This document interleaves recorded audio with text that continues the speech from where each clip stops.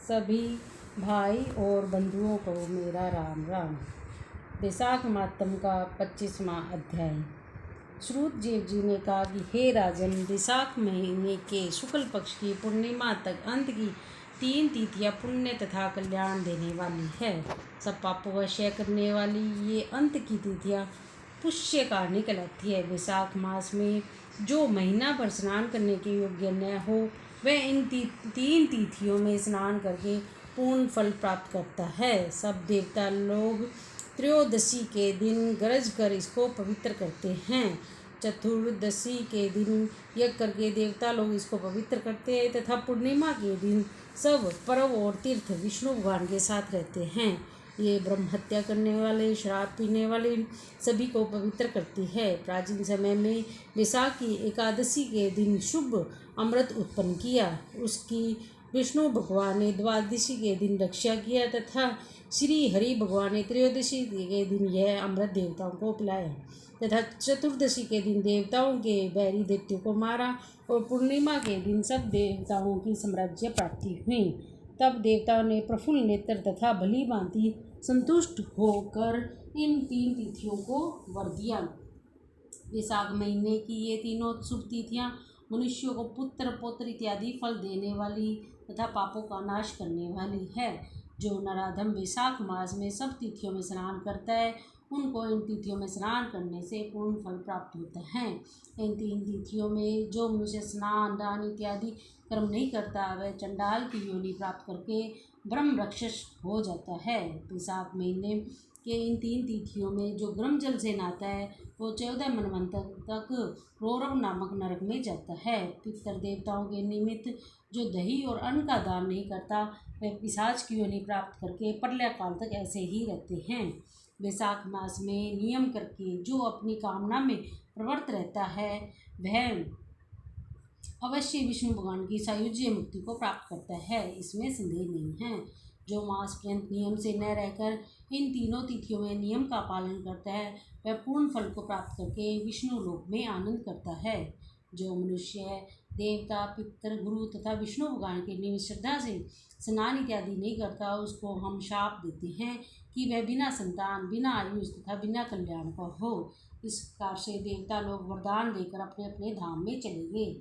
इसलिए ये तीनों तिथियां पुण्य देने वाली तथा सब पापों का नाश करने वाली हैं। अंत की पुष्यकार्णी नाम की तिथियां पुत्र पौत्र की वृद्धि करने वाली है। जो सुवासिनी स्त्री पूर्णिमा के दिन मालपुआ और खीर ब्राह्मण को एक बार देती है वह यशस्वी पुत्र प्राप्त करती है। जो गृहस्थ इन तीनों दिन कुटुंब को भोजन कराता है वह दिन अश्वमेध यज्ञ का फल प्राप्त करता है, इसमें संदेह नहीं है। इन तीनों दिन जो विष्णु भगवान के 100 नामों का पाठ करता है उसे पुण्य का फल स्वर्ग या संसार में कोई नहीं जा सकता। पूर्णिमा के दिन मधुसूदन भगवान को सहस्त्र नाम लेकर दूध से स्नान कराने पर मनुष्य पाप रहित होकर विष्णु लोक को जाता है। जो मधुसूदन भगवान का संपूर्ण विभवों से पूजन करता है युगों कल्पों के नाश हो जाने पर भी उसके लोक का क्षय नहीं होता है। जिसकी वैशाखी पूर्णिमा बिना स्नान किए और बिना दान दिए बीती है वह ब्रह्म हत्या करने वाला, गुरुघाती और पितृघाती होता है। वैशाख महीने में प्रतिदिन श्रीमद् भागवत के आधे या चौथाई श्लोक का पाठ करने से मनुष्य ब्रह्मत्व को प्राप्त होता है। जो कोई इन तीनों दिन श्रीमद् भागवत सुनता है उसको पाप नहीं लगते। जैसे कमल के पत्ते पर जल। इन तीनों तिथियों की सेवा करने से कितने ही मनुष्यों ने देवता का पद पाया है, कितने सिद्ध हो गए और कितनों ने ब्रह्म हत्या को प्राप्त किया है। ब्रह्म ज्ञान से प्रयाग में मृत्यु होने पर तथा वैशाख में नियम से जल में गोता लगाने से मुक्ति होती है। वैशाख मास में जल में गोता लगाकर जो नीला बैल छोड़ता है वह सब बंधनों से मुक्त होकर सब पुरुषार्थों को प्राप्त करता है।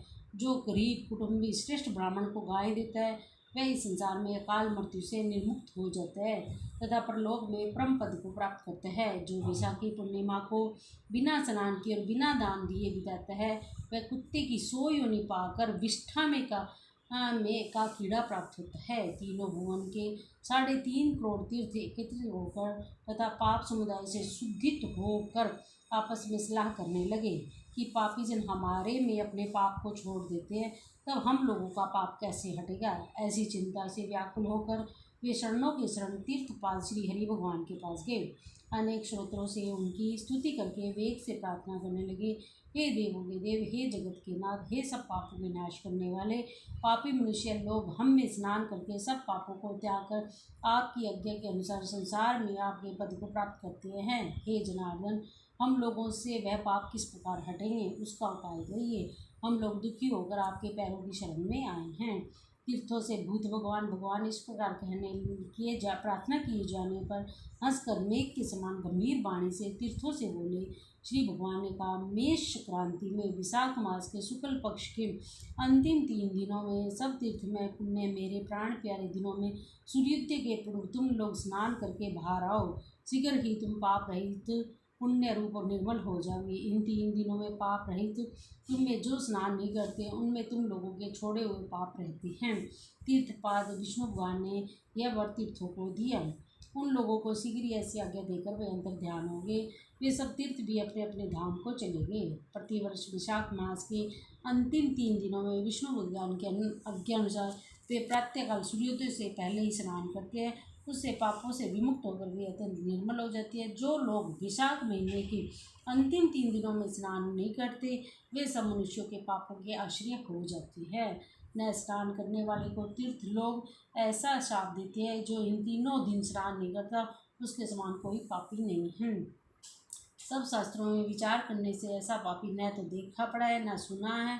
इसलिए इन 3 दिनों स्नान दान पूजा इत्यादि करना चाहिए, नहीं तो मनुष्य 14 मनवंतर पर्यंत नरक में जाता है। महीपति श्रुति कृति ने इस प्रकार से वर्णन किया। विशाख मास के विषय में पूछने पर जैसा देखा और सुना था, विशाख मास तम का लेश मात्र उन्होंने वर्णन किया।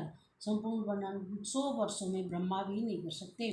प्राचीन काल में कैलाश पर्वत के शिखर पर पार्वती जी को महादेव जी ने स्वयं विशाख मास का महत्व उस पूछने वाले से 100 वर्ष तक कहा, तब भी नहीं समाप्त हुआ।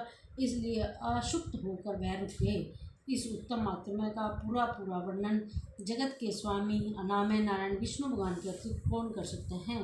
प्राचीन समय में पाप नाश करने वाले इस महात्मा का खंड खंड मनुष्यों के हित के लिए सब ऋषियों ने व्याख्यान किया। हे महीपति, अंत तक किसी ने वर्णन नहीं किया। तुम विशाख मास में दान इत्यादि तथा सत्य क्रियाओं को करो, इससे निसंदेह तुम मुक्ति और भक्ति पाओगे। इस प्रकार तुम उसको समझाकर तथा मिथिलेश राजा जनक को समझाकर श्रुत देव जी उनकी आज्ञा से जाने की इच्छा करने लगे। वह आश्चर्य प्रसन्न होकर आंखों में आंसू भरकर अपनी बुद्धि के लिए सुंदर उत्सव करने लगा। राम की प्रदक्षिणा करके उसने उनको पालकी में बिठाया। चतुरंग सेना के सहित वह भी उनके पीछे गया। फिर अंतपुर में ले जाकर सब प्रकार के विभूषण से वस्त्र अलंकार गाय पृथ्वी तिल तथा सोने से पूजन करके नमस्कार करके तथा प्रदक्षिणा करके हाथ जोड़कर सामने खड़ा किया। तब बड़े तेजस्वी और यशस्वी श्रुतदेव जी ऋषि से जी संतुष्ट होकर प्रसन्नतापूर्वक अपने धाम में चले गए। नारद जी ने कहा, हे अम्बरीश, मैंने तुमसे यह उत्तम आख्यान कहा है। इसके सुनने से ही सब पाप हो जाती है और यह सब संपत्ति देने वाला है। इससे भक्ति मुक्ति ज्ञान तथा मोक्ष प्राप्त करोगे। ऐसा उनका वचन सुनकर महायशस्वी अम्बरीश ने प्रसन्नचित होकर तथा बाहरी व्यापारों को छोड़कर दंड के समान पृथ्वी पर गिरकर उनको सिर से नमस्कार किया और सब विभुओं से उनकी पूजा किया। पूजा करने के बाद उनकी आज्ञा पाकर भगवान नारद मुनि वह बुद्धि दूसरे लोग को चले गए, क्योंकि शाप के कारण उनकी एक स्थान में स्थिति नहीं रहती। राजश्री अम्बरीश नारद जी के कहे हुए इन शुभ धर्मों को करके निर्गुण ब्रह्म में लीन हो गए। सूत जी ने कहा, इस पाप नाशी पुण्य बढ़ाने वाले उत्तम आख्यान को जो सुनता है या पढ़ता है वह परम गति को प्राप्त होता है। हे नारायण, लिखी हुई पुस्तक जिसके घर में रहती है उसके हाथ में मुक्ति रहती है। सुनने इत्यादि की तो कहना ही क्या। बोलो विष्णु भगवान की जय।